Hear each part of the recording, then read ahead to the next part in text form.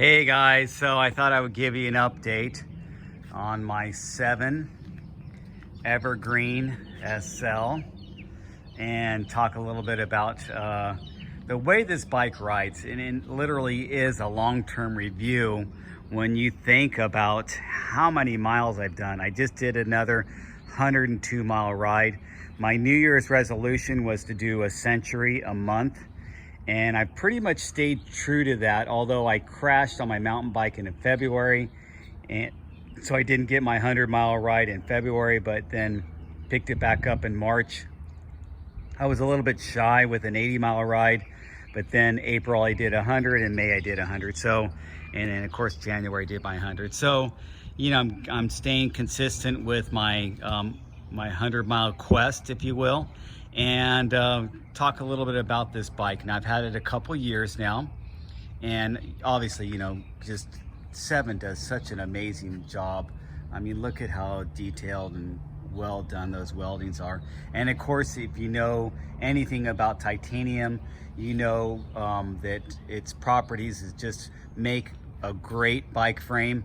But if you know a little bit more about titanium, you know that 7 really is the leader when it comes to the titanium tubing and the way they know how to shape it and butt it and manipulate it. They've been doing it for such a long time. They're pros at it. Here in US, I don't think there's only a handful of companies that can even come close to that level of fabrication with titanium frames. And so, you know, I worked with them and got it fitted directly to me, and it just fits me perfect. And when you're going on long rides, believe me, you feel, if your bike is not fitted to you, you feel every little bump in the road, if you will, but also, I mean, just everything in your body if it's not fitted to fit your body in the way you want to ride. So I've changed a little bit of things. I've changed the handlebars from when I originally bought it. I didn't have these Whiskey Parts Company handlebars, and I ended up getting those, and those are working out great. Of course, you change bar tape all the time, and that's nothing new. That's the spank tape, so it's kind of has a softer feel. And then I have some gel things, inserts. I think they're by Sinelli that I put underneath there. So that, I think everything else has pretty much been the same. Well, I've changed my wheels, and I think I talked to you guys about my wheels. I have these, the first I had some Stans Crest, which was the skinny Stans cross-country racing type rims for mountain biking, and these are actually rims for mountain biking too, but by Velocity, and these are called the Velocity Blunt SS. There's the name Velocity, and so that's those rims right there, made in the US, aluminum alloy. And I always do my wheels, I've had the same wheel builder for 20 years, and he always does it with double butted or sometimes even triple butted you know, spokes. That I like the butting because it kind of adds a little more compliance and suppleness to it. I go with the longer nipples, so if I have to true them or redish them, I'm a little bit easier to work with them. And then I like the fact that these are wide aluminum, and Velocity makes really a softer feeling aluminum rim. I've noticed that on my mountain bikes too. But you do have to be cautious, because having a softer aluminum material, they can get dinged up. On a gravel bike, I'm not too concerned, since I'm using it mostly on really groomed, nice gravel roads, and I'm using it on pavement mostly. As you can tell, this Gravel King tire, it's the Gravel King Slick, and it's perfect on a paved road, and with this wide profile of a 700 by 38 on a wide rim, which is 26 millimeter internal width, it sets up really nice, and it flares out really nice in there, adds a real soft feeling ride to that. The back tire is the same company of Panaracer, and these are the Volumes, and they're made by this company, Simworks, which is a division of Panaracer, as you can see there. And so those are a little bit thicker casing, just because if you're gonna hit something unexpectedly, usually it's the rear wheel. The front wheel, you kind of see where you're going, so you can pull that out of the way. but the rear wheel is where I want to have a little thicker tire casing. So that's how I set that bike up with that. But let's go over some of the other parts. I wanted to ENVE kit this out exclusively just because I really like ENVE. It's a really high quality company. So I got the ENVE gravel fork and the ENVE stem and the ENVE seat post. And believe me, I've had several different types of carbon forks, and nothing feels as good as an ENVE fork. And it's a notable difference, the way that fork feels compared to the Niner fork. I had a Niner gravel fork before, and I've had other carbon forks on different bike frames that just were not on par with how well ENVE feels. And the stem really isn't a significant difference, because stem, there's going to be no compliant feel in the stem. I mean, it's a very insignificant part as far as that, but I just wanted to match it up. And so ENVE just makes it a little bit lighter.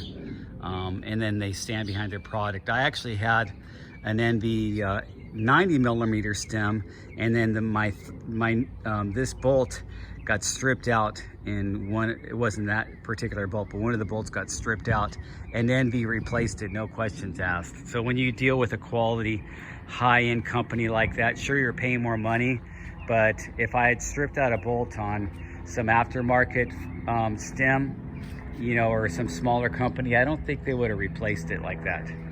So anything else like that I haven't had to replace. I've been just using the original way I built it up 2 years ago, and it's just been remarkable.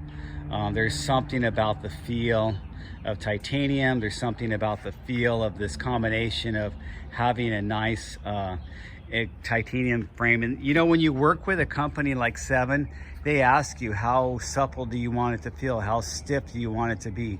How are you racing it up canyons and going up mountains? And do you want to be, you know, in more on the racing side, or you want something built more on the comfort and touring side? And so I told them I wanted something more for the comfort and touring side. So they're going to choose the tubing and shape the tubing and choose the way they butt it out into something that's gonna work for me, because that's what they do. They know how to put all that together for you. And so that's some of the unique things that you're going to be able to do when you get a custom frame, as opposed to buying something off the shelf. So I mean, you can get something at half the price off the shelf, but I mean, it's really up to you. I'm using this bike a lot. I ride a lot, so I'm thinking of the value add for me as I ride a lot. Some of you may not ride as much, so it's really up to you what meets your needs and how much you're into this hobby. I guess that's the bottom line. So thanks for watching. If you have any questions about Seven and getting a Seven Evergreen gravel bike, please feel free to make comments below, or maybe you bought one and you have some you want to just brag about yours. So here is my bike. This is the way it's set up. It's been just great. I love the way it runs. I think I'm gonna be due for a new chain, so I'll be putting in a new chain. I like the KMC chains. I might go a little higher end on the chain, but other than that, it's gonna stay like it is. I can't think of anything else that I really need to add to it. If I had to do it all over, I would have put the little mounts for the bento box on top, and maybe put a mount and for the another water bottle on bottom. But as you can see, there's not a lot of room there. And so I would have had to change the geo just a little bit to get this front wheel out of the way. The way I have it built, it makes it a little bit easier to climb faster, but some people will flare it out a little bit more to make it more of a slow climber, but a more comfortable ride when it comes to the climbing. So it's up to you. I wanted to be able to attack sharp climbs when I encounter them on gravel roads or on paved roads. But for the most part, I've made the front end is kind of for climbing, and the back end is made a little bit more for comfort. So that's kind of where I went with it.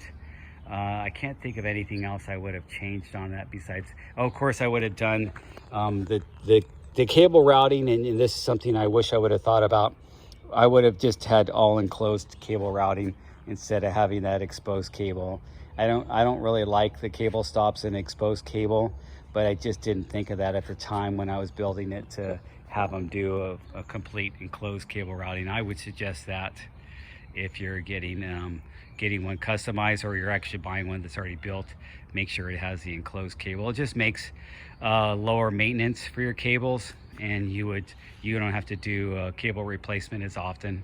But you know, you're always going to have to replace them eventually. So that's it. Please feel free to ask any questions, and I will talk to you guys later.